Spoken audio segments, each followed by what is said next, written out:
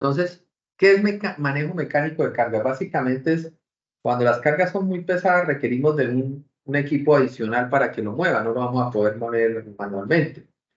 En el sector petrolero tenemos una gran cantidad de cargas que se manejan y estamos siempre necesitando de equipos mecánicos para mover esas cargas por el volumen y el peso que tienen. Entonces, su función principal es que es ayudar a incrementar la productividad, facilitando el trabajo para prevenir posibles accidentes, daños en la carga y en la instalación. Obviamente, un equipo entre más grande es, tiene mayor capacidad de cargar y por lo tanto es más productivo. Relativamente, ¿no? Porque si va a utilizar un equipo súper gigante para mover una carga chiquitica, pues estamos utilizando ese equipo, ¿no? Y ahí no va a ser productivo, sino improductivo, ¿no? Pero bueno, básicamente el manejo de las cargas se divide en dos grupos, ¿no? Manuales y mecánicos, ya hemos hablado de las manuales, no recuerdo bien si con ustedes ya pasamos esta parte. Manuales, creo que con la doctora tienen programado la parte ergonómica y el manejo manual de carga. Y conmigo vamos a ver lo que es la parte del manejo mecánico. Básicamente, ¿qué equipos podemos utilizar para el manejo mecánico de cargas? Podemos utilizar montacargas, podemos utilizar traspales, apiladores de pasillos, montacargas todoterreno, podemos utilizar grúas, eh, básicamente eso. Las montacargas también se les conoce como carretillas elevadoras, ¿no? ¿Qué peligros o qué daños se pueden producir con el manejo mecánico de cargas? Básicamente la caída de objetos, la caída, golpes, atrapamientos, atropellamientos, la muerte incluso de las personas, eh, la caída de objetos y la caída de la carga, ¿no? El vuelque de los equipos, vuelque de la grúa, vuelque de montacarga, ruptura de parte por ejemplo, que se doble la pluma de la grúa. Bueno, existen diferentes factores, ¿no? Entonces, el objetivo básicamente de este curso es establecer los lineamientos para realizar de manera segura esos trabajos donde requerimos hacer izaje o mover cargas con estos equipos, ¿no? ¿Qué normativas aplican? La 8.926.400 nos habla de la seguridad con las grúas. La ASME 30.5 habla de grúas ferroviarias y móviles. La ASME 30.22 nos habla de grúas plumas articuladas. La ASME 3020, disponibilidad debajo del gancho.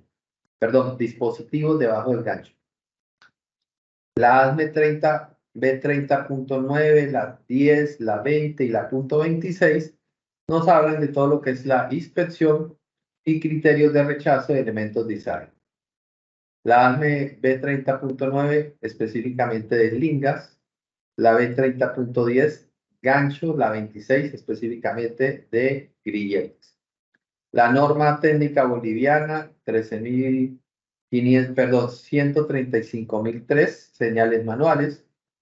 Y aquí hay que tener en cuenta una cosa muy importante. Las señales manuales y la normativa que existe está solo hecha para grúas y para el maniobrista, para que el maniobrista se comunique con el operador de la grúa. Pero en el caso, por ejemplo, de montacargas, no existe una normativa para eso. Debe el operador del montacargas con la persona que le ayuda ponerse de acuerdo con las señales, perdón, que se van a utilizar. Luego tenemos la NB 135.004-1, que nos habla de todo lo que son inspecciones, métodos de prueba y mantenimiento. ¿Qué es un equipo de SAR? Básicamente es aquel que permite desplazar mecánicamente una carga de un lugar a otro, de un punto A a un punto B, y que está diseñado básicamente para el izamiento de cargas. Tiene un límite establecido por el fabricante. Aquí también tengan en cuenta lo siguiente. Mucha gente piensa, esta grúa es de 10.000 toneladas o de 10 toneladas. Entonces dice, cualquier carga que pese 10 toneladas o menos la podemos levantar y mover. Cuidado con eso. Eso no es cierto. Depende de la configuración de la grúa. Entre más saque el brazo la grúa sobre su eje horizontal, la capacidad va disminuyendo. Una grúa, por ejemplo, que saque toda su pluma sobre su eje horizontal, de 10 toneladas puede ser que allá en la punta solamente pueda levantar 300 kilos. Para darles un ejemplo, no sé si se acuerdan, una grúa que nos dañó dos equipos, dos unidades, creo que una de Warline, otra de Line, una grúa Involpap, que fue, sacó el brazo, lo pasó por los dos camiones que teníamos y estaba queriendo montar una goma con su aro a un camión para que la llevaran a despinchar. Resulta que ahí, ¿qué pasó? El peso de la pluma era tan grande que al sacarla sobre el eje horizontal, porque estaba casi horizontal sobre los equipos, pues se volcó la luz. Entonces, eso es porque, como es tan pesada para esa operación, de acuerdo a la tabla de datos de esa grúa, tenían que haber sacado las patas estabilizadoras para que soportara el peso de la pluma en el eje. Entonces, hay que tener mucho cuidado. No es que yo pueda utilizar esa grúa con esa capacidad en cualquier forma o punto. Para eso se revisan unas tablas de datos que trae la grúa, que se la ha puesto el fabricante, de acuerdo a esa configuración, es que se determina si se puede o no se puede pisar una carga en un determinado momento. Las grúas más modernas pues traen ya sensores que cuando va a hacer uno de ese tipo de cargas se bloquean para evitar precisamente que ocurran esos accidentes. Bien, máquinas de cargas. Son máquinas dotadas con mecanismos necesarios para facilitar el izaje, desplazamiento de objetos entre diferentes puntos o fases de un proceso industrial. Aquí entra todo el tema de las montacargas, ¿no? Que podemos utilizar entre un lugar y otro. Bien. ¿Qué es el centro de gravedad? Cuando movemos carga hay que tener en cuenta estas cosas. El centro de gravedad de un objeto es básicamente su peso, cuando su peso está centrado o balanceado. Digamos que yo tengo una caja de 1 metro por 1 metro por 1 metro, o sea, 1 metro cúbico, y tiene toda de manera uniforme distribuido su peso. Entonces, sabemos que su centro de gravedad estará exactamente a la mitad de su medida, 50 centímetros de alto, 50 de ancho, 50 de profundidad. Ahí está su centro de gravedad. Pero imaginémonos que tenemos que levantar una bomba. La bomba tiene en un lado el motor, ¿no? Que es lo más pesado, con su tanque de combustible, y tiene luego, sale de ahí el motor, su bombita, ¿no?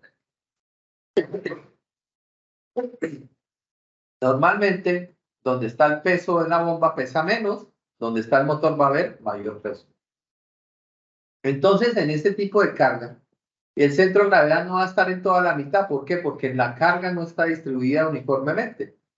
El centro de gravedad va a estar un poco más direccionado hacia el lado del motor, donde ahí hay que poner el punto de izaje para que cuando uno hice con una grúa esa unidad, no vaya a quedar la unidad toda desbalanceada, ¿no? Que se dobla totalmente, sino debe levantarse y que quede casi totalmente vertical. Uno de los principales problemas que a veces tienen los soldadores es poder ubicar ese punto de gravedad o ese centro de gravedad en el equipo, precisamente para que cuando hagan el izaje no se doble, sino que se levante bien horizontal la carga sin ese balanceo. Bien, ahora los equipos, los accesorios, como cables, slingas, ese tipo de equipos tienen de fábrica una carga mínima de rotura, que eso se le llama el CMR, que básicamente, ¿qué es? Es el valor resultante de que de una serie de pruebas que el fabricante hace, que nos indica o nos garantiza que ese elemento, o sea, ese cable o esa slinga, nunca se romperá si se somete a una fuerza inferior a esa. Entonces, por ejemplo, dice, la carga de rotura de este es de 14.000 libras. Entonces ya él le garantiza que de ahí hacia abajo, cargas inferiores, no se va a romper ese cable o esa línea. Bien. Ahora hay una carga de trabajo de los cables. Peso que se puede aplicar sobre el cable en posiciones diferentes de trabajo. Ya. La primera es haciéndole la prueba sobre su vertical, ¿no? Acá la carga de trabajo, o bueno, antes de que se rompa, aquí la carga de trabajo es dependiendo cómo yo utilice esa eslinga, ¿no? Porque yo esa eslinga la puedo utilizar en lazo, la puedo utilizar en vertical, la puedo utilizar en U. La carga de trabajo, de acuerdo a esa configuración, va a variar. Entonces, el fabricante, de acuerdo a la forma como yo haga la manipulación de esa eslinga o cable, nos dice cuánto podemos levantar en esas configuraciones. A eso se le llama carga de trabajo o CT. Ahora, tenemos otro que es el factor de diseño o el factor de seguridad, que es el FS, que básicamente es digamos, un factor que determina el fabricante del equipo. Entonces, por ejemplo, si la carga de rotura de un cable es 14.000 y su carga de trabajo normal es, no sé, digamos que la relación es 1:4. 14.000 dividido entre 4. Su carga de trabajo en vertical va a ser 3.500 libras o 3.500 kilos. Sí, o sea, que si nosotros tenemos una carga mínima de rotura de 14.000 kilos, la carga de trabajo vertical va a ser 3.500 con un factor de 1:4. ¿Qué quiere decir esto? Que un cable que aunque se rompa a los 14.000 no significa que yo lo pueda utilizar a 14.000, sino que el fabricante le deja un factor de seguridad. En este caso yo le calculé un factor de 4:1 de la carga de rotura con la cual él puede trabajar. Entonces, la carga de trabajo de ese cable va a ser hasta 3.500 con ese factor de seguridad. O sea, hasta 3.500 podría utilizar máximo en vertical esa carga. Y eso puede ir variando en factor, digamos, en función de la configuración de cómo yo estoy atando o amarrando esa carga. Entonces, resumiendo esto, carga mínima de rotura a la cual se rompe el elemento y que el fabricante garantiza que no se va a romper si se utilizan fuerzas inferiores a eso. La carga mínima de rotura no es con la que se trabaja, ¿ya? Porque existe un factor de diseño y seguridad que normalmente puede ser 4:1 o 5:1. O sea, de la carga mínima de rotura le dan hasta 4 o 5 veces ese factor. ¿Por qué se le da ese factor?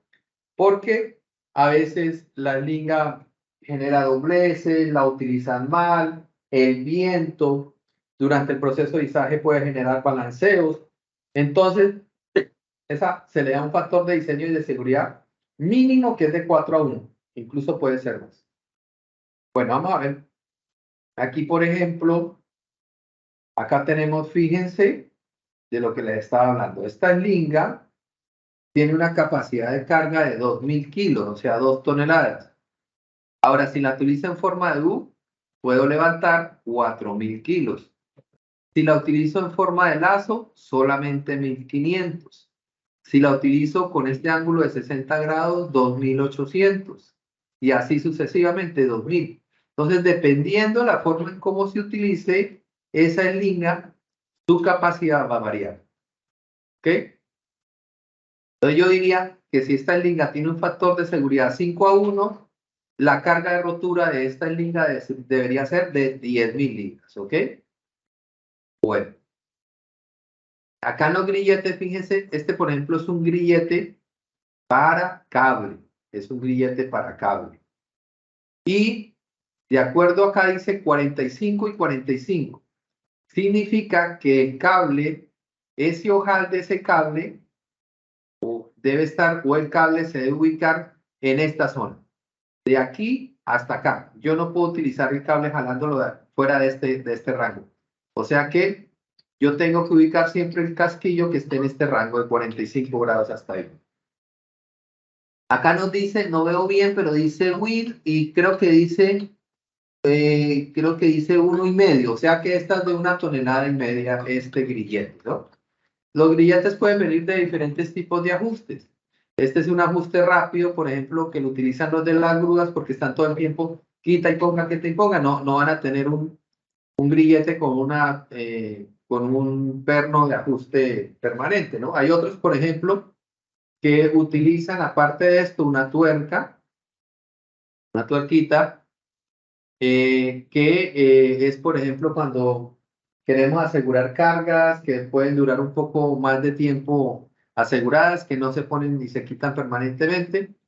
Y tenemos otras que son para aquellos que se utilizan de manera permanente o que duran mucho tiempo más puestos, que tienen su perno y aparte tienen una chaveta, ¿no? Pasador para ponerle ahí que quede bien seguro.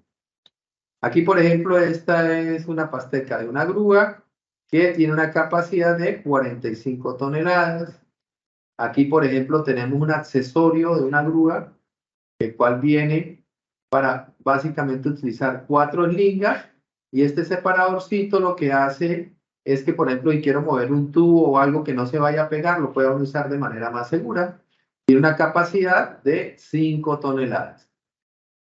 Este puente de grúa lo mismo, este es un puente de grúa que, si se dan cuenta, está suspendido sobre unos rieles donde se mueve a lo largo de todo este tinglado y tiene una capacidad de 5 toneladas. Bien. La grúa. ¿Qué son las grúas? Son máquinas para desplazamientos de objetos entre diferentes puntos y se clasifican así. Las de unidad de motriz o sistema de traslado, o sea, aquellas que se pueden transportar de diferentes maneras. Unas que están montadas sobre ruedas, que son las más comunes. Hay otras que están montadas sobre orugas y hay otras que se montan sobre rieles. Por ejemplo, en los puertos utilizan estas sobre rieles, las que mueven contenedores, por ejemplo. Y tenemos otras que son, según el tipo de pluma, puede ser reticulada, telescópica o pluma retráctil. Ok, tenemos esas diferentes. La telescópica son las que tenemos, por ejemplo, en Equipetrol, las grandes de 20, 22 toneladas. La reticulada es la que son de varias secciones que se mueven, que son las más chiquititas, las que están sobre los Volkswagen, el camión Volkswagen. Y luego tenemos una de pluma retráctil, que son esas que vienen como con cables, que son armadas como parecido a las cerchas o a los rieles de los tinglados, que son así como con varillas, así de ese modelo. Bien, aquí tenemos grúas móviles. Aquí tenemos, bueno, aquí dice puente grúa, pero en realidad esto no es un puente grúa, esto es un camión grúa. Está mal aquí esta foto. Este es un camión grúa, ¿ya? Y por si acaso ese camión grúa puede traer la pluma atrás, como está en este, o la puede traer también aquí pegada a la carrocería. Entonces, cumple dos funciones el camión grúa. Uno que es básicamente cargar como una grúa, pero aparte también transportar. Voy a arreglar esto de una vez antes de que me pase. Perdón. No es puente grúa, sino camión grúa. Ahora sí. Bueno, muy bien, continuamos. Tenemos este tipo de grúas que son, fíjense, las llantas son grandes, son como de tipo agrícola o ese tipo de llantas que tienen trilla alta, que se utilizan para caminos todoterreno, caminos ásperos. Estas que están montadas sobre orugas, fíjense, están a las que yo les decía el modelito ese que es parecido a las cerchas. Esta de acá.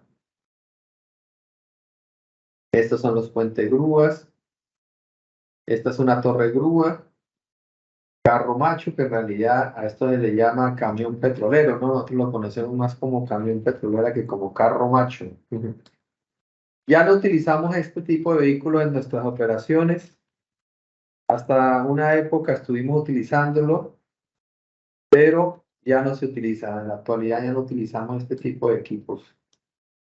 Yo ya realmente no los volví ni siquiera a ver. Y aquí están las grúas telescópicas, como las SANIC, las que tenemos acá.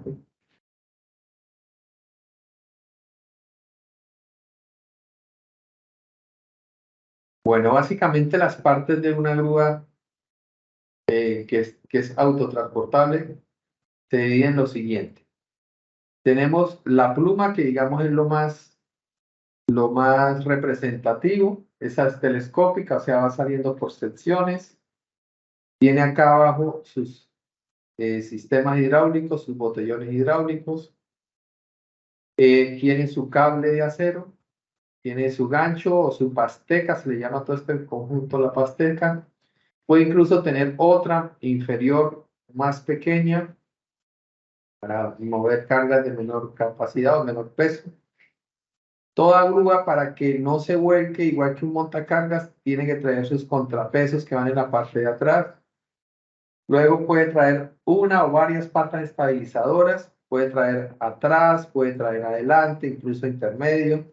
Esas patas estabilizadoras son muy importantes para evitar que la grúa se vuelque, para darle mayor estabilidad, pero hay que tener en cuenta que esas patas no deben de ir directamente al piso, deben de ir sobre una plataforma de madera para que la presión sobre el terreno se distribuya mejor y no se hunda.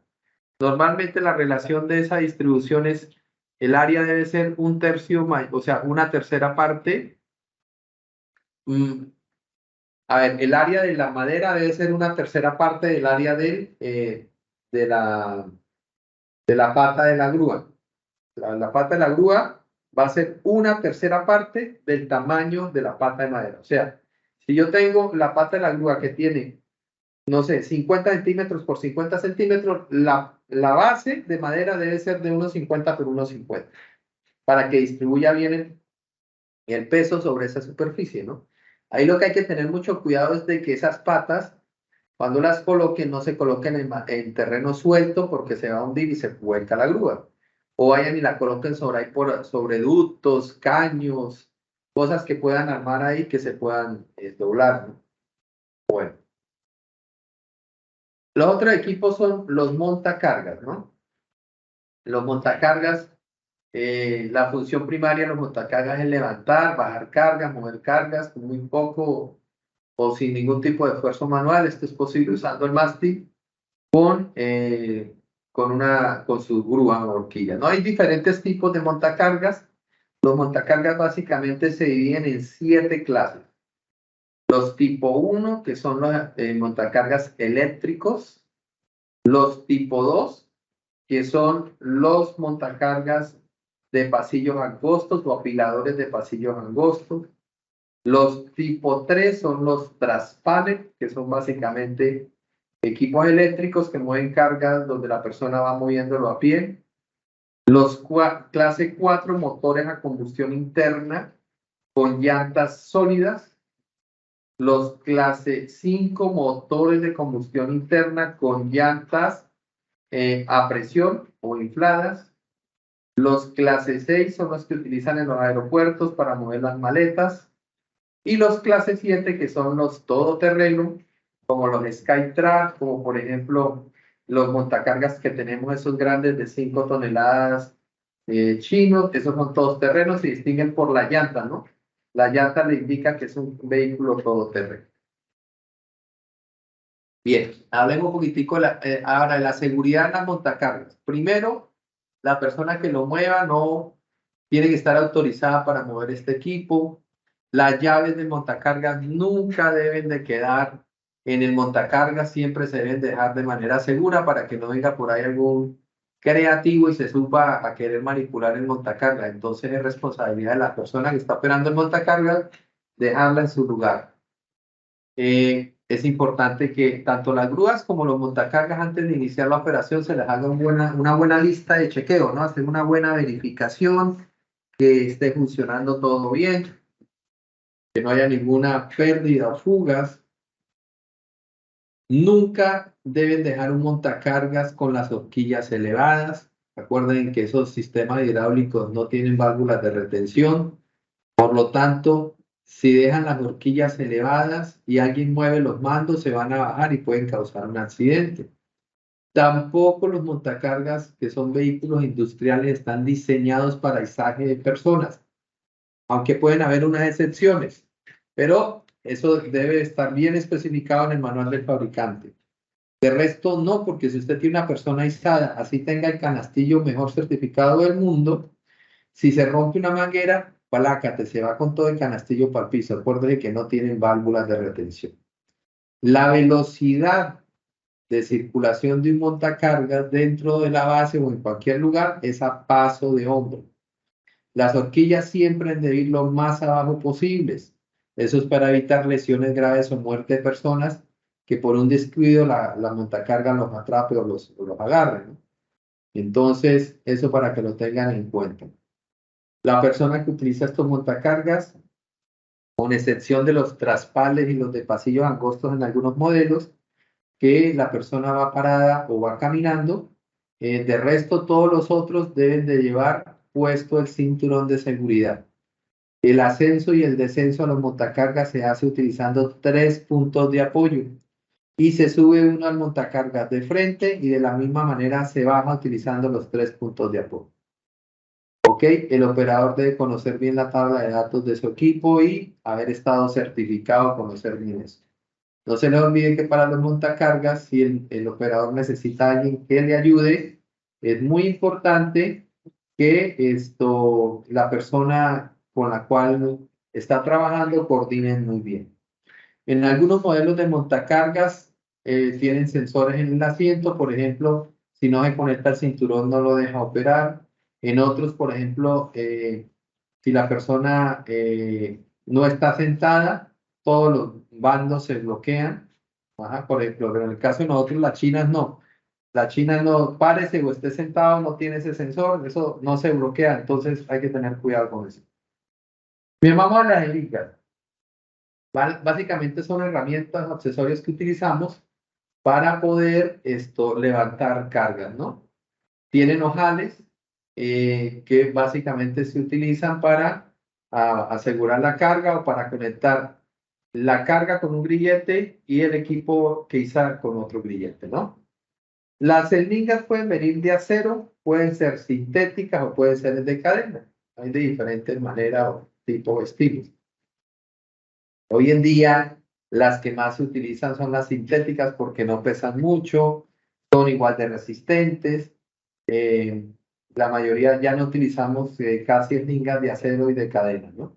La mayoría que se utiliza son sintéticas. La desventaja de la linga sintética, pues obviamente que es más susceptible a la abrasión, a que se dañe por abrasión, por cortes, que tiene menos resistencia a eso que las cadenas y las de acero, ¿no? Entonces, mira, aquí hay diferentes tipos de forma como podemos utilizar las lingas. Les decía que en lazo es esta manera, vertical directo y en U. Dependiendo de la forma como usted utilice esta linga, las capacidades para poder levantar peso van a variar. También existen diferentes tipos de lingas, ¿no? Entonces, hay lingas que vienen, por ejemplo, pueden venir, por ejemplo, con ganchos en las puntas. Hay otras como esta que solamente traen el ojal. Pueden venir unas que son semidobladas. Bueno, hay diferentes tipos y modelos de lingas, ¿no? En las lingas, ¿qué criterios tenemos para, por ejemplo, rechazar una linga? La parte que las lingas sintéticas, todo esto, nudos, roturas, quemaduras, desgaste, abrasión, hilos que aparezcan por ahí, o esta parte también de nudos o hilos que están deshilachamientos, ¿no? Deshilachamientos, roturas, quemaduras. Todo esto son criterios que se deben de tener en cuenta para uno no usar una eslinga y poder trabajar de manera segura. Inmediatamente esa eslinga la deben de traer aquí al departamento de seguridad. Yo la destrozo y la doy de baja porque no la dejo por ahí para que nadie más la utilice. Aquí tenemos, por ejemplo, esta que es una eslinga de 4 ramales. la cual esto está utilizando cadena, tiene sus ganchos. Aquí que hay que tener en cuenta que los ganchos estén bien, que estos pasadores estén con su trabita aquí en la parte de atrás y no al frente, que los eslabones no estén deformados, que no hayan roturas, que no hayan aplastamiento, que la cadena esté certificada, obviamente, que no le hayan hecho algún tipo de soldadura. Todas esas cosas se verifican tanto en los ganchos como en la cadena y en todo el cuerpo del sistema.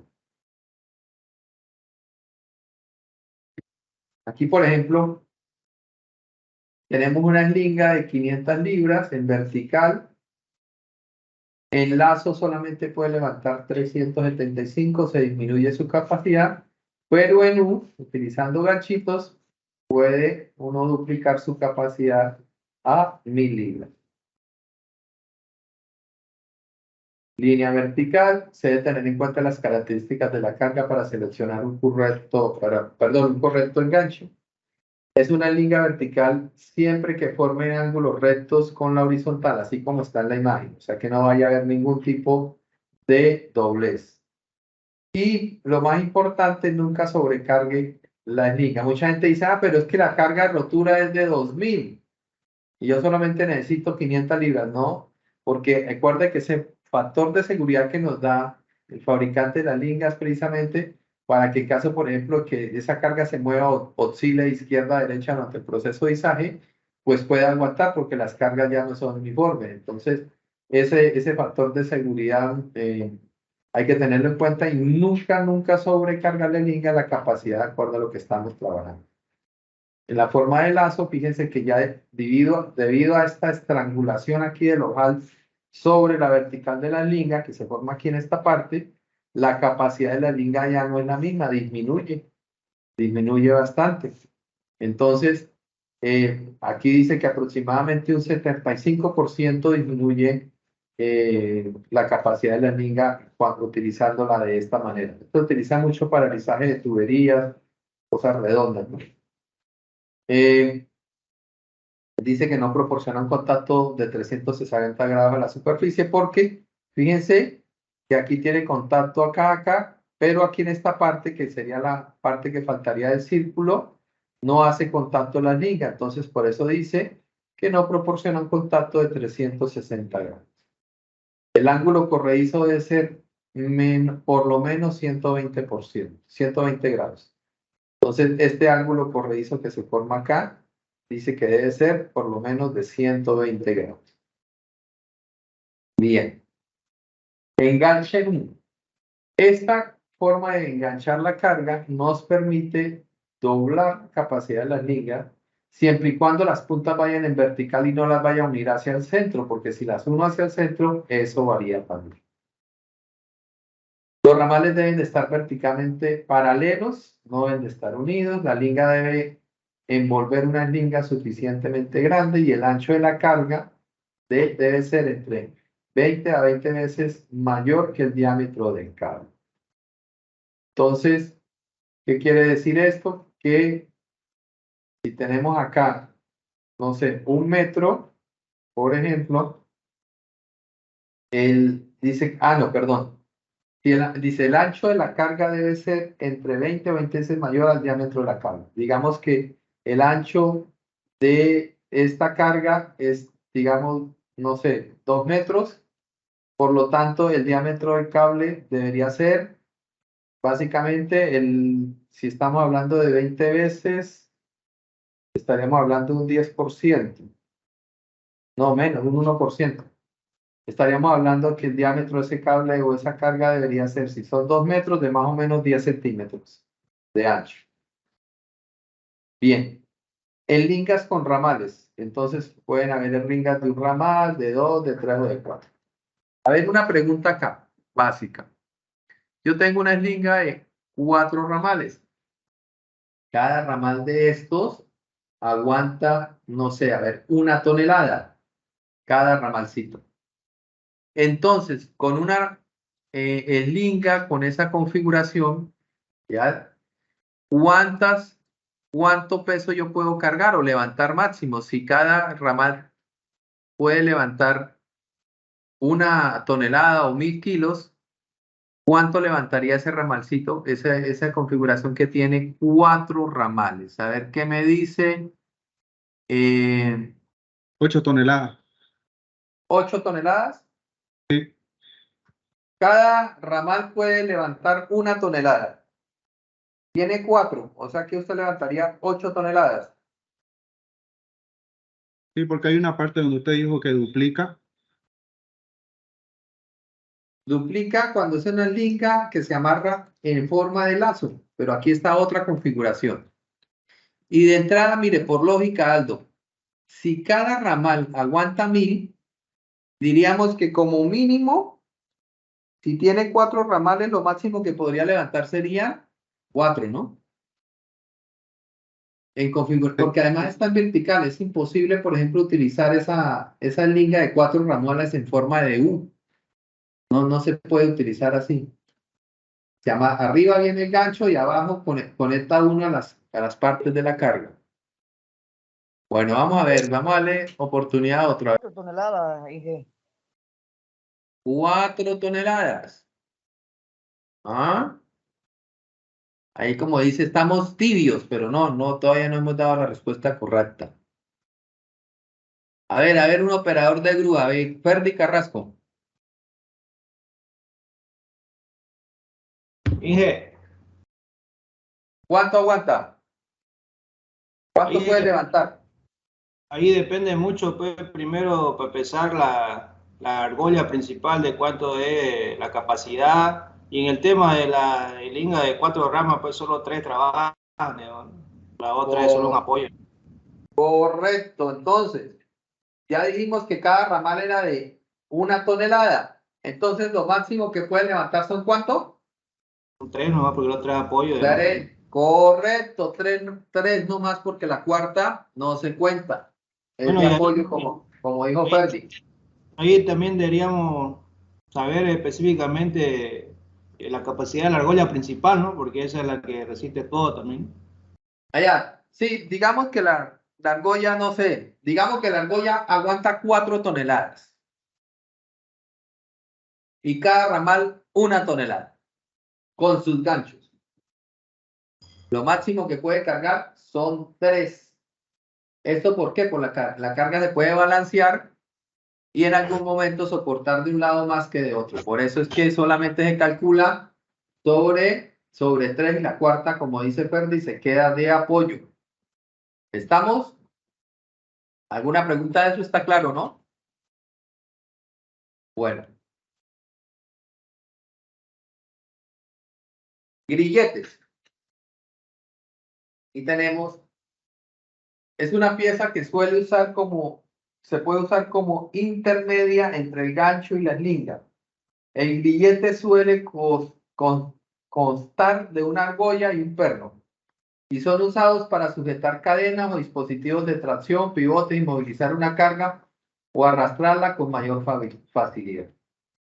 Aquí tenemos perno recto con un pasador, perno con tuerca, pasador, perno para fajas, dice aquí. Esto no es correcto, esto no es un perno para fajas, esto es un perno de ajuste rápido.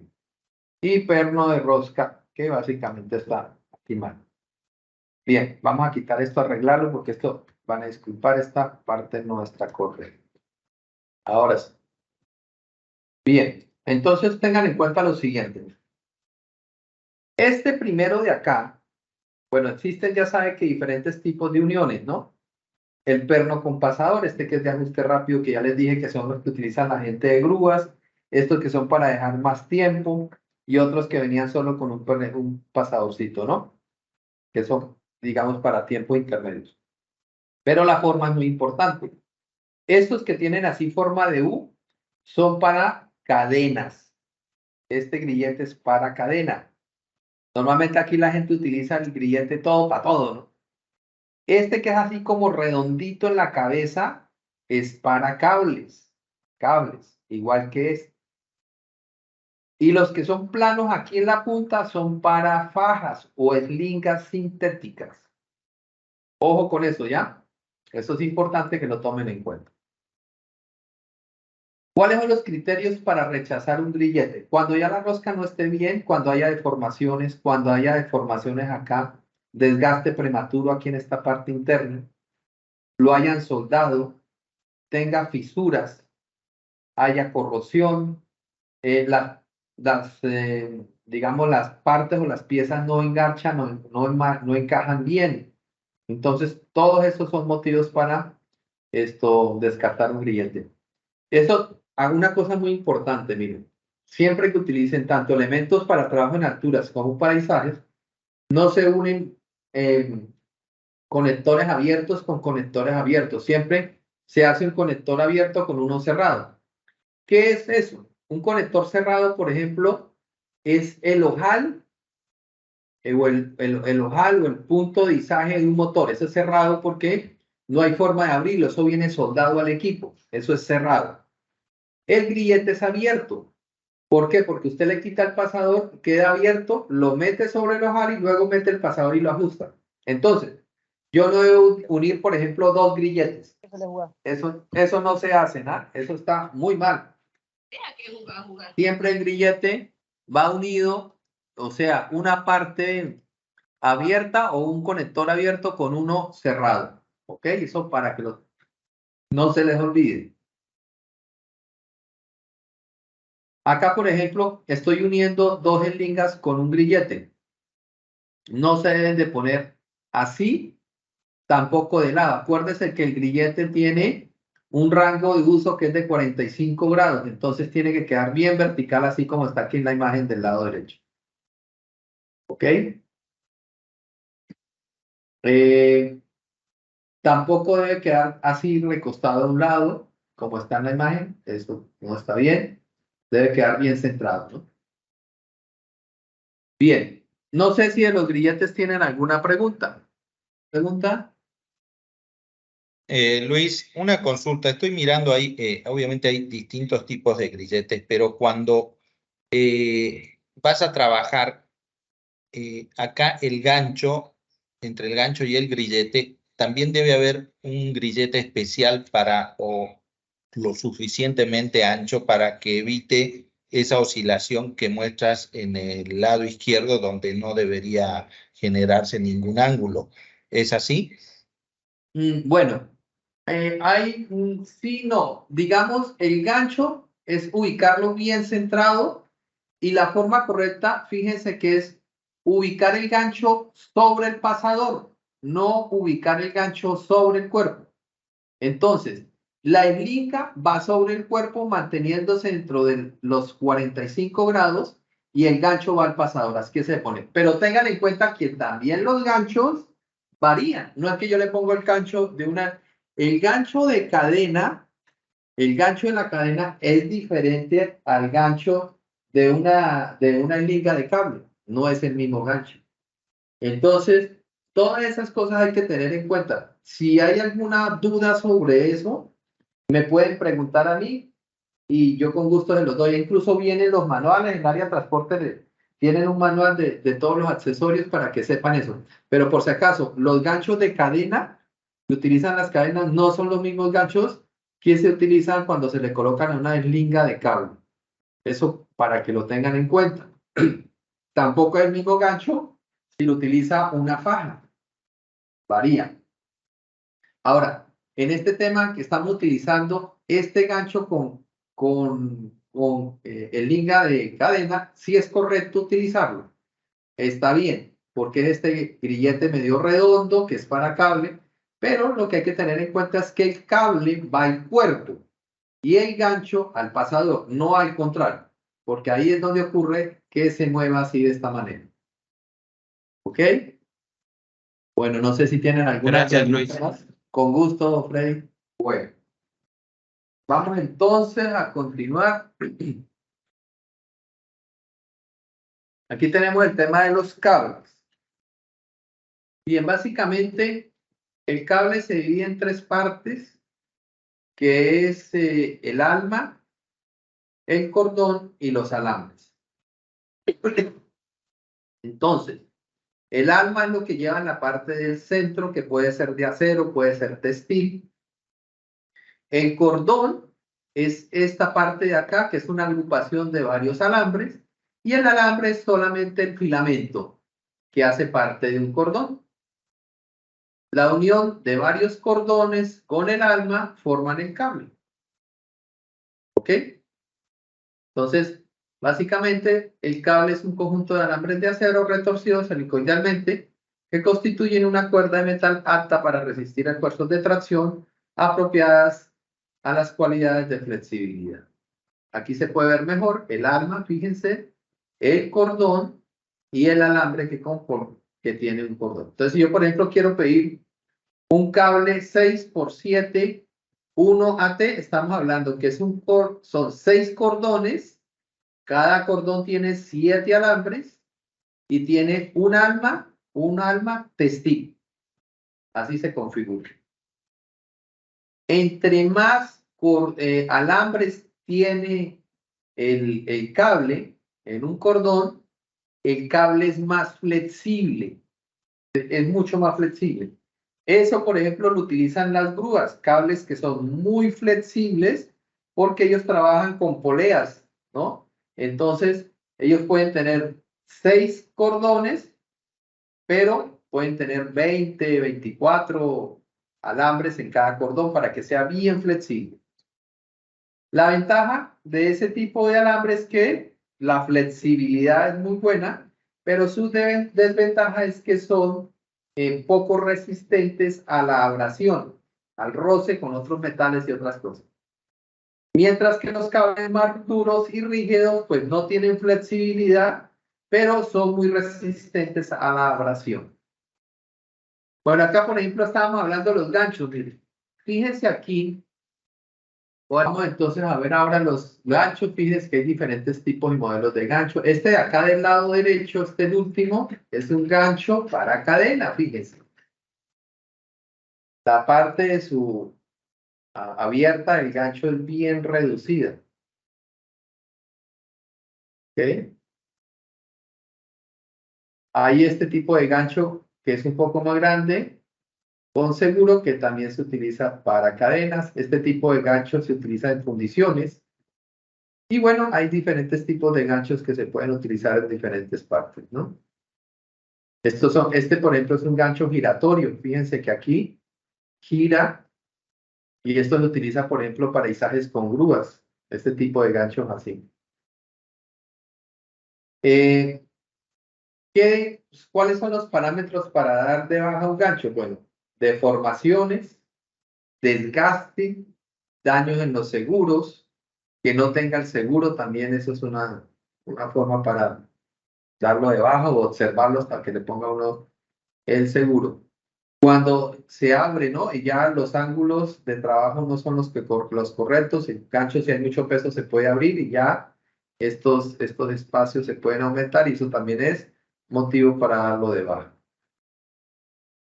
Bueno, accesorios para el izaje, separadores. Mire, esta parte de acá es un separador, este también de aquí abajo. ¿Se acuerda que vimos allá uno de 5 toneladas al principio? Es básicamente esta sección tiene 2 seringas adelante y 2 atrás. A esto amarillo de la mitad se le llama el separador, es un separador balancín.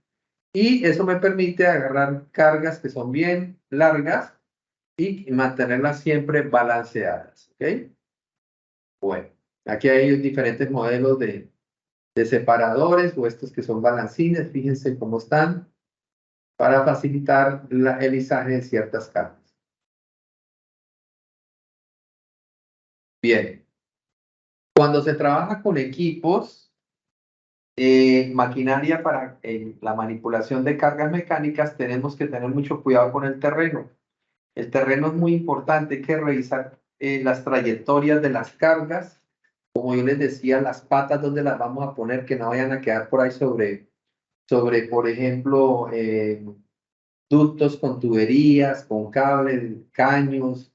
Eso hay que tener mucho cuidado, que el terreno sea bien firme para que no, porque si cede el terreno, hay una alta posibilidad de que la grúa se vuelque, ¿no? Entonces, tenemos que tener mucho cuidado con eso, con esa parte. ¿Ok? En las áreas de trabajo hay que evitar que gente que no tenga nada que ver con la operación se ingrese o esté metida dentro del radio de acción.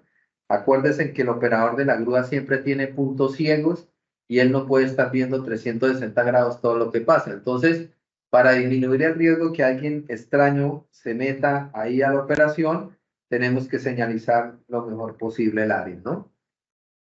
Bueno. ¿Qué condiciones tenemos que revisar o hay que tener en cuenta cuando hablamos del terreno? Esto que ya les he hablado, que no existan ductos o túneles debajo del piso, revisar planos actualizados del lugar o hablar con el operador, el supervisor, ¿no? Para que él le diga si hay algo ahí debajo que pueda ser peligroso, que haya que tener en cuenta para, antes de nosotros empezar a hacer el izaje o ubicar la grúa y poner sus patas, lo debemos tener en cuenta para ver cómo lo ponemos, ¿no? Dónde ubicar la grúa de manera correcta. En todas las operaciones debe utilizarse almohadillas o base de madera, que esa es la que yo les digo que debe tener como mínimo 3 veces más el diámetro o el área de la base. Mira, aquí en la parte de abajo si se dan cuenta que está la basecita que trae la grúa, y la madera debe tener como mínimo un área 3 veces mayor a esta área de la pata de la grúa. Mira, aquí incluso esta de acá creo que tiene mucho más. Fíjense que el área de la pata de la grúa es chiquitita, tendrá por ahí 50 por 50 y esto tiene por lo menos, no, menos de 50, esto debe tener por ahí unos 30 centímetros. Y fíjense que la pata tiene como 1,50 m por 1,50 m, ¿no? O sea, está casi con 5 veces más del diámetro de la pata, ¿no? Bien. Siempre se recomienda utilizar los estabilizadores sin tener en cuenta el peso de la carga. Ese fue el error que cometieron los que movieron la pluma grúa de 300 o 280 toneladas allá en Ingolpat, que como dijeron, no, esta grúa tiene una capacidad de tantas toneladas, de 280, ¿cómo no va a mover una pinche llanta que pesa por ahí 100 kilos? Más, la mueve sobrado. Todo el mundo pensaría eso. Pero no calcularon que esa pluma, cuando está sobre el eje vertical, como es hecha para mover tanta carga, pues las patas soportan precisamente ese peso para que no se vuelque la grúa. Como no le sacaron las patas, pues se volcó. Ese es uno de los mayores errores que cometen los operadores de grúas. Es muy repetitivo. En mi tiempo que yo llevo, yo he visto ya ese error como unas 3 veces. Bueno, aquí hubo un accidente por también un volcamiento de un camión pluma, porque no le sacaron la pluma.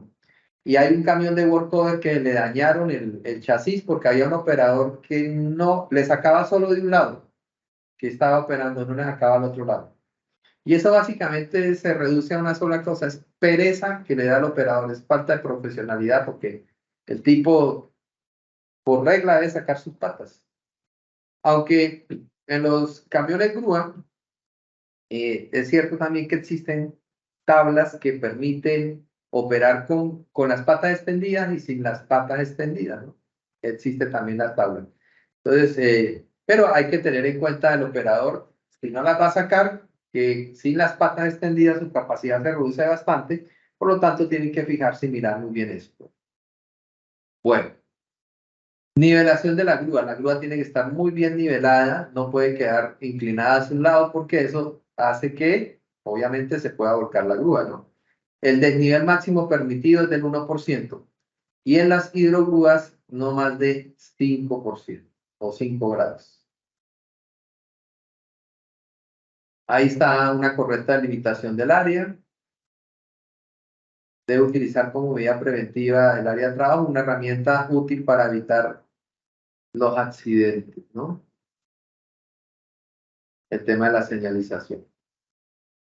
Lo de la parte de la nomenclatura de la pluma, bueno, está todo debidamente identificado, pero tengan en cuenta esto también. Ojo con esto. La parte de la nomenclatura del equipo es importante, pero al final lo que realmente lo indica que es la especificación que viene en las tablas de datos de la grúa, en las tablas de izaje. Esas tablas son las que realmente nos dicen, porque a veces usted le puede poner acá 10 toneladas, ¿no? Pero uno va a mirar la tabla de datos y dice 8. Entonces, Pues uno aquí le puede pintar cualquier cosa. Hay que ir siempre a la tabla de datos, a la configuración de las tablas de la grúa para uno saber realmente si puede o no puede levantar y cuáles son sus capacidades reales de eso. Dependiendo el radio en el que trabaje la grúa, puede o no puede variar sus capacidades. Hay grúas, por ejemplo, que solo permiten trabajar en unos ángulos limitados. Por ejemplo, esta de aquí del lado izquierdo, fíjense que dice aquí no lift. O sea, a ver dónde está. Ya, de acuerdo a esta imagen, aquí tiene las llantas de adelante, está bien hacer la carrocería. Significa que en esta sección que estamos hablando, de este punto hasta este punto de acá, que son de 45 grados a la derecha desde el centro y 45 a la izquierda, yo en esta grúa no puedo levantar cargas. Dice que no puede levantar. En estos ángulos sí puedo levantar, seguramente habrá que ver las tablas, pero de acuerdo a esto, como está la pluma acá en el centro, las mayores capacidades van a estar en la parte de atrás entre estos ángulos de 45 grados acá. O sea, si lo tomamos completo, estaríamos hablando de 90 grados, ¿no? 45 hasta acá y 45 hasta acá, en total 90 grados de radio aquí atrás. Vamos a mirar este otro. Mire, esta, por ejemplo, sí trabaja 360 grados, miren. Esta grúa puede trabajar 360 grados. También puede haber variaciones en cuanto a las capacidades dependiendo del lugar donde se ubique, pero esta permite trabajar 360. Esta solamente, estaríamos hablando 360 menos 90, 270, ¿no? 360 menos 90, sí, 270 grados. Bueno. ¿Qué hay que hacer antes de mover esos equipos? Obviamente siempre una buena inspección, un buen chequeo. Hay que verificar que aparte del chequeo de la grúa, tanto el operador como el equipo estén debidamente certificados. Hay que verificar también cuando ustedes vayan a trabajar con grúas los accesorios, ¿no? Que estén certificados, que estén en buena condición, que las capacidades de esos accesorios correspondan, porque usted llega y agarra y va a levantar una carga de 5 toneladas. ¿No? Las enlingas son cada una de 3 toneladas y le va a poner 4, o sea, 9 toneladas estaríamos bien porque la cuarta no se cuenta. Hasta ahí estamos bien. Pero resulta que los grilletes son de 4 toneladas. Entonces ahí ya tenemos que tener en cuenta eso, ¿no? Toda la configuración debe estar adecuada al equipo, ¿ya? No puede una tener más y otra menos. Bien. Conocer muy bien las características para determinar en la posición inicial donde se va a levantar la carga, cuánto puede levantar y a dónde va a terminar esa carga, cuánto puede en esa configuración final cargar. Porque puede ser que en la configuración inicial aguanta, pero a donde la voy a dejar ya no soportaría el peso que está cargando. Okay, eso también es muy importante tenerlo en cuenta. En la parte de mantenimiento de los equipos, bueno, hay que hacer las inspecciones. Las inspecciones se hacen visuales y funcionales, o sea, visualmente y también funcionando el equipo para saber que está en buenas condiciones. ¿Qué cosas inspeccionan? El motor, el sistema de transmisión, la dirección, los frenos, los cables, en el caso de las grúas, los sistemas hidráulicos y la inspección del sistema eléctrico. ¿Ok? Bueno. Lo otro muy importante es verificar las cargas. Entonces, ahí tenemos la conexión entre el equipo y la carga, son todo lo que son las enlingas, los grilletes, los conectores. Y ahora tenemos la verificación de la carga. ¿Qué verificamos en la carga? El centro de gravedad. ¿Dónde vamos a poner nuestros grilletes? Que esos ojos o esas asas, que son cerradas y soldadas, estén debidamente identificadas. Aquí en Equipetrol las identificamos todas con color amarillo, ¿no? Las pintamos, entonces ya sabe el operador dónde tiene que ir a engancharse. Esas asas igual, en los equipos hay que estarlos inspeccionando, porque con el tiempo eso, por los transportes, por cualquier cosa, se pueden doblar, se puede dañar la soldadura, entonces eso se tiene que estar inspeccionando mínimo una vez al año. Entonces se le verifica la estructura, que todo está bien, que no haya deformación ni corrosión. Se verifica una vez que, por ejemplo, si es con un montacargas, que la carga esté bien asegurada. Aquí hubo alguna vez un incidente con un intercambiador de calor que lo agarraron sobre un pallet de madera y no lo aseguraron ese intercambiador al pallet. Cuando lo midieron con la montacargas, como era medio redondito el intercambiador, se cayó el montacargas y se dañó, y esa vaina era bastante costosa. Entonces, son pequeños detalles que evitan, que hay que tenerlos en cuenta para evitar tener accidentes, ¿no? El centro de gravedad que ya les había hablado, que no existan cosas u objetos sueltos. Y otra cosa muy importante es que cuando ustedes levanten la carga, hay que verificar si lleva un producto, si ese producto no es un material peligroso que pueda generar un daño en caso de derrame o pérdida. Y además tengan en cuenta que cuando estamos cargando, moviendo cargas que tienen líquidos, esas cargas líquidas, su centro de gravedad no es un centro de gravedad estable, ¿no? Sino variable, porque de acuerdo a la velocidad, a lo que vaya, en los giros, a la fuerza centrífuga que se genera, o las fuerzas que se generan cuando hacemos giros, ese líquido se va a mover de un lado a otro. Entonces, en alguna parte puede recargar más ese líquido el peso y puede hacernos volcar el equipo. Entonces, hay que tener en cuenta también qué estoy llevando ahí adentro. Si es un líquido, acuérdense que es más peligroso llevarlo porque su centro de gravedad es variable, se va a ir moviendo. Por ejemplo, en el montacargas, que tenemos el centro de montacargas que debe estar dentro de su triángulo de estabilidad, más el centro de gravedad de la carga forman el centro de gravedad combinado. Cuando tenemos un líquido, ese centro de gravedad se mueve todo el tiempo. No es como cuando estamos moviendo una carga sólida, ¿no? Entonces, eso hay que tener en cuenta porque eso también puede hacer que en una operación de carga con montacargas podamos volcar ese montacargas. Bien. Luego las verificaciones administrativas. Antes de realizar operaciones de izaje utilizando un equipo mecánico, los responsables de seguridad deben asegurarse que establezca un sistema de seguro de trabajo que dirija el mantenimiento, la inspección y prueba de las grúas y equipos. Aquí tenemos procedimientos en el área. Hay un software que maneja el tema del mantenimiento de todos los equipos de la base. Se hacen unas inspecciones diarias, el operador de la grúa, y aparte se hacen inspecciones externas que nos certifican que los equipos y sus accesorios están en condiciones para utilizarse de manera segura. Otra cosa en la parte administrativa es que los gerentes responsables de las actividades que involucren el izaje mecánico deben asegurarse que todos los involucrados sean entrenados adecuadamente y tengan los certificados requeridos por las normas. Por ejemplo, aquí si alguien quiere mover una montacarga, tiene que estar certificado. Entonces, hay una base de datos, ahí en portería tienen la lista de quienes pueden mover esas montacargas, ellos tienen la llave, la primera persona que va a mover el montacargas, esa persona tiene que ir y para pedir las llaves ahí, y antes de que el de portería le entregue, le va a entregar una lista de chequeo, si es la primera persona que mueve ese montacargas en el día, le hace la inspección, si está todo bien, le dice utiliza el montacargas.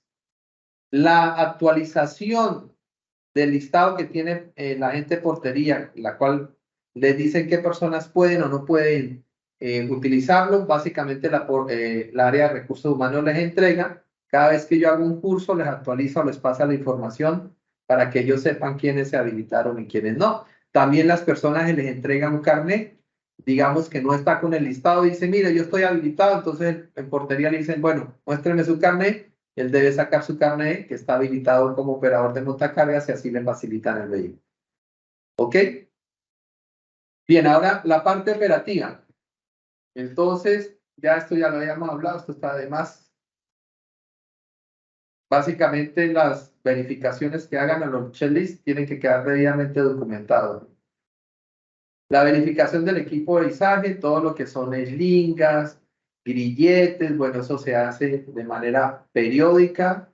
Eso hace parte de la inspección diaria que debe hacer el operador de la grúa a sus equipos, ¿no? Aquí esto es digamos, una lista de chequeo general. Nosotros tenemos unas parecidas, pero no igual a esta. Esto es un permiso de trabajo que hoy en día los tenemos combinados. Recuerden que va el permiso de trabajo unido con el análisis de riesgos y usted lo encuentra en la parte de abajo.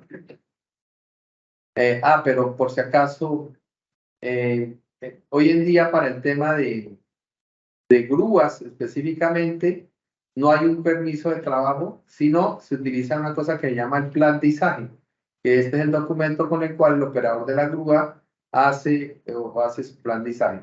Para las actividades rutinarias dentro de la base no se hace eso porque ya los operadores están, digamos, bajo procedimientos, cumpliendo con sus normas, sabemos sus capacitaciones, digamos, tenemos los controles. Pero en el caso de que se vaya a hacer algún izaje crítico, ¿no? Crítico quiere decir cuando estemos, por ejemplo, utilizando un izaje en grúas con una persona en un canastillo, cuando se esté moviendo algún equipo que tenga un material peligroso, cuando la capacidad de la grúa esté, normalmente uno trabaja con el 20%, que esté por ahí con el 10 o cerca a su capacidad máxima, a eso se le considera un equipo crítico o un izaje crítico. Ahí se hace este plan de izaje. También cuando viene un externo a hacer un trabajo acá que no conocemos, ahí también hay que hacerle su plan de izaje. ¿Qué debe tener un operador de grúa? Básicamente su certificado que lo acredita como operador de ese equipo, el cual tiene una vigencia, su curso de manejo defensivo actualizado, porque él, si es una grúa autotransportada, también lo maneja como vehículo, y su licencia de conducir categoría T, que es para equipos pesados. Bueno, con esto estaríamos entonces ya terminando.